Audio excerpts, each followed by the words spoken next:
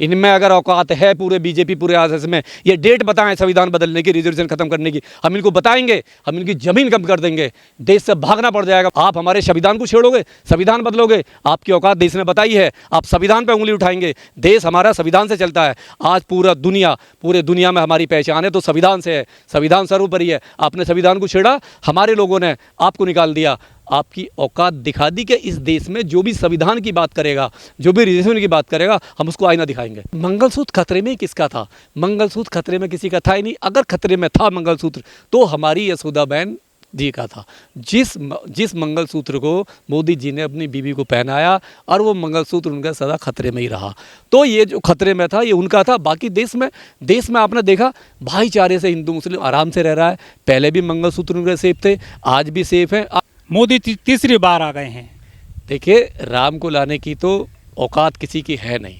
देखिए, मैं तो खैर विश्वास नहीं करता किसी भी धर्म में, मैं तो बौद्धिस्ट आदमी हूँ। लेकिन मैं बता दूं, जो राम को मानने वाले लोग हैं उन्होंने कितनी मोदी जी को उल्टा सीधा बका है। खुद कहा है कि आप मोदी जी ने आपने राम का बेइज्जती की है, राम का अपमान किया है, आपने हमारी भावनाओं को ठेस पहुंचाई है। राम को लाने की ताकत किसी में भी नहीं है। राम लोगों को लेके आते हैं, राम ने सबको पैदा किया है, राम को किसी ने पैदा नहीं किया। 500 साल का इंतजार ख़त्म किया मोदी सरकार ने। अयोध्या में राम मंदिर जो है उद्घाटन हो गया, बन भी रहा है, लेकिन उस सीट पर बीजेपी की करारी हार हुई है और हराने वाले एक दलित हैं। हराने वाली वहाँ की जनता है। वहाँ की जनता, जब इन्होंने मंदिर बनाया, कॉरिडोर बनाया, वहाँ का सौंदर्यीकरण किया, कितने हज़ारों गरीबों के मकान इन्होंने तोड़े, उनको मुआवजा नहीं दिया गया। हरा दिया। बुलडोजर चलाया, उनके मकानों पे चलाया, दुकानों पे चलाया, फैक्ट्रियों पे चलाया। और जो सदियों से वहाँ रह रहे थे, जिनका घर बना हुआ था, आपने एक मंदिर के लिए एक झटके में उनको नहीं देखा, उनको मुआवजा नहीं दिया, उनकी सुनी नहीं, उनकी हाय, उनकी बद्दुआ। वो लोग बैठे हुए थे तुल के, क्या आप आइए यहाँ से लड़िए इलेक्शन, हम तुम्हें यहाँ से मार भगाएंगे। और ऐसे ही किया वहाँ की जनता ने। वो किसी भी धर्म की जनता थी, हिंदू थी, मुस्लिम थी, जो भी लोग थे, उन्होंने किसी ने भी वहाँ वोट नहीं दिया। और वो एक मामूली से आदमी ने, जो मामूली से एक दलित थे, उन्होंने वहाँ पर अपनी सीट निकाल ली और वहाँ बीजेपी के कैंडिडेट को बड़ी बुरी तरह से हराया। और ये राम के जितने भी साधु संत थे उनके भी हाय लगी, क्योंकि मंदिर का जो उद्घाटन किया था, जिस तरीके से इन्होंने उसे मोनोपोलाई किया, पूरी तरीके रब उसका भगवाकरण राजनीति कर दिया, तो साधु संतों को भी ये था कि ये गलत कर रहे हैं। अनकम्प्लीट मंदिर पे, जो मंदिर बना ही नहीं है ठीक से, आपने उसका उद्घाटन किया, वो भी अशुभ था उनके लिए। लोग ऐसा कह रहे हैं कि मोदी जी का नशा जो है थोड़ा डाउन कर दिया इस बार जनता ने, उत्तर प्रदेश में, देश में। डाउन नहीं, ये दिखा दिया ये लोकतंत्र है। लोकतंत्र की लाठी बड़ी जोर से पड़ती है, देर में पड़ती है, बड़ी जोर से पड़ती है। लोकतंत्र में पब्लिक ने दिखा दिया ये देश संविधान से चलता है, भाईचारे से चलता है, ये डेमोक्रेसी कंट्री है, तुम्हारी बपौती नहीं है। आज मोदी जी डाउन है, आज घुटनों के बल बैठ गए, आज चंद्रबाबू से भीख मांग रहे हैं, नीतीश कुमार से भीख मांग रहे हैं। इसे भीख मांगना कहते हैं। जो मोदी जी अपने फ्रेम में किसी को नहीं आने देते, जेपी नड्डा जैसे को, राजनाथ जैसे को हाथ पकड़ के बाहर निकाल देते थे, आज चंद्रबाबू का हाथ पकड़ के बिठा रहे हैं, नीतीश कुमार के टकने चूमने को तैयार हैं। तो क्या है ये क्या है? इसे कहते हैं लूज, कमज़ोर होना। आज मोदी जी बहुत कमज़ोर हैं और अगली बार में ये देश की जनता बाहर निकाल कर फेंक देगी। इस देश की जनता को सैल्यूट है। हमारे जो देश की जनता है वो बहुत ही समझदार जनता है।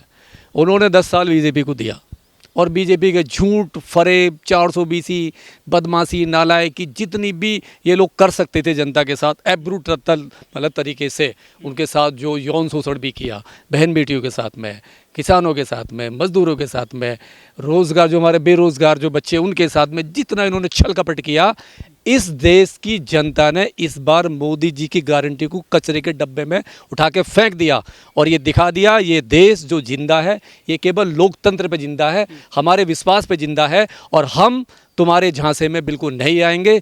400 पार बहुत दूर की बात, इनको 250 भी नहीं आने दिया और देश की जनता ने मोदी जी को पूरी तरीके से नकार दिया। तो मोदी जी को जो अभी राजनीति में बने रहने का कोई अधिकार नहीं है। तीसरी बार तो वो शपथ लेने जा रहे हैं मोदी जी। अभी मिलीजुली सरकार चलेगी। मैंने कहा ना, राजनीतिक हत्या कर दी है।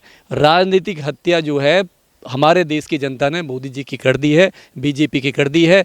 देखिए, प्रधानमंत्री बनना तो कोई मुश्किल नहीं है। प्रधानमंत्री तो हमारे देश में देवगौड़ा भी बने थे, के गुजराल भी बने थे, चंद्रशेखर भी बने थे, जिनके पास सीट ही नहीं थी, वाजपेयी भी बने, सीटें नहीं थी, वो नहीं। लेकिन जिस तरीके से मोदी जी कहते थे मैं विश्व गुरु हूँ, दुनिया मेरे पीछे चलती है, भारत का हर आदमी मेरे पीछे खड़ा हुआ है और 400 पार नहीं मैं 500 सीटें ले आऊँगा और ये मोदी जी की गारंटी है और ये रामराज में यही होगा, तो जनता ने ये दिखा दिया कि आपके पास कुछ भी नहीं है, आप एक झूठ की मशीन हो।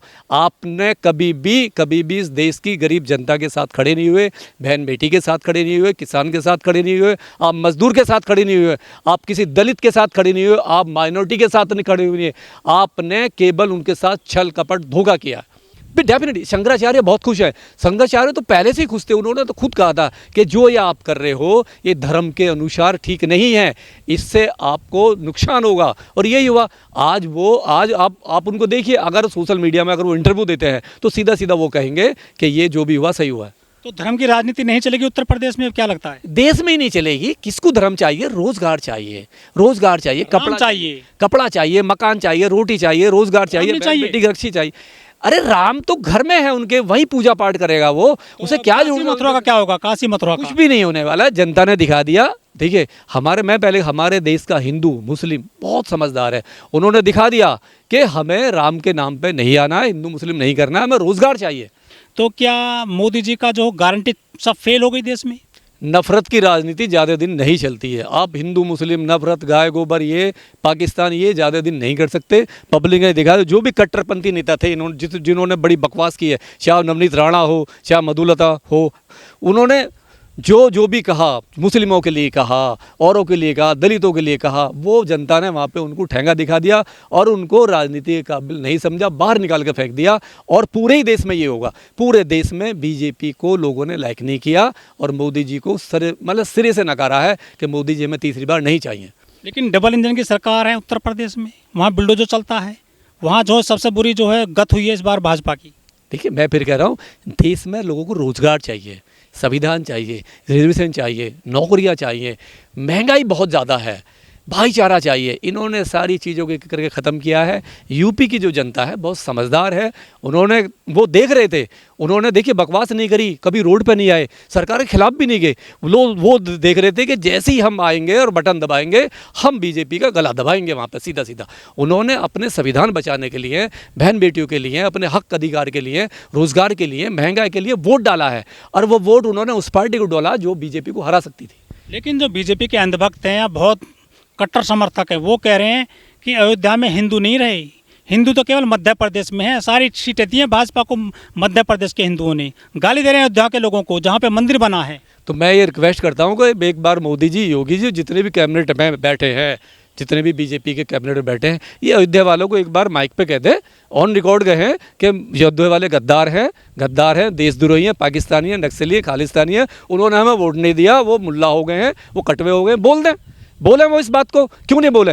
मोदी जी में हिम्मत है तो बोल के दिखा, योगी जी बोल के दिखाइए। अंधभक्तों की नहीं, अंधभक्तों तो ये बेकुन नाम, ये तो इनके तो माला ही खाली होता है। जो अंधभक्त है उनके, चाहे वो बीएसपी का अंधभक्त हो, चाहे वो तुम्हारे इसका अंधभक्त हो, उनके यहाँ माला नहीं होता, ये खाली है उनका दिमाग।